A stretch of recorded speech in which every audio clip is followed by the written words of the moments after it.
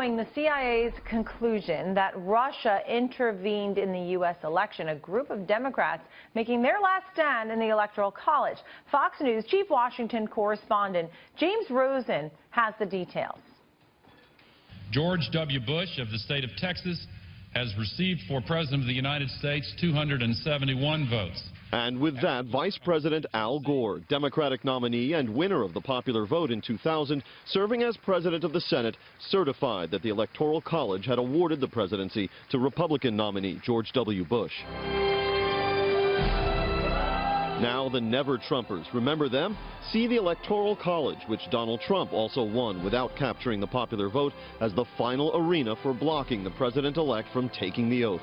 40 members of the Electoral College, including at least 4 Republicans, citing the conclusion of the Central Intelligence Agency that Russia actively interfered to sway the outcome of the election, have written to Director of National Intelligence General James Clapper seeking a briefing on the underlying intelligence before the electors cast their votes December 19th. And leading the charge is a California elector who is the daughter of House Minority Leader Nancy Pelosi. Our independence elections ought to be what define us as a country. And so if there is evidence that not only was the election tainted, but that one of the candidates knew about that and profited from it, then that certainly is something that the electors should know in advance. Supporting the request is the chairman of Hillary Clinton's campaign, John Podesta, the very person whose email account posted online by WikiLeaks is said by CIA to have been hacked with Russian complicity. The White House, however, stopped short of endorsing the request, indeed pointed out a big hurdle to granting it. Look, I know that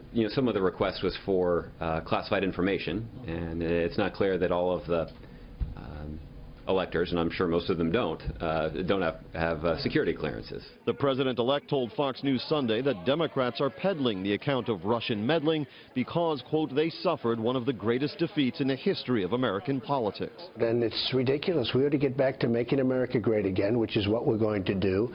And we've already started the process. As the Electoral College vote approaches, some Trump electors have reported being on the receiving end of hate mail, and worse. And unfortunately, I've received a couple of death threats, some death wishes, and just some angry messages from people who are disappointed in the election results. A source at the Republican National Committee, which is keeping close tabs on the 306 Trump electors, told me that what concern exists over this play for the Electoral College is tied not to defections, but to resignations. One Trump elector in Georgia, citing religious principle, has already resigned, and not all states have replacement mechanisms in place. Lauren and Nicole? James Rosen, thank you very much.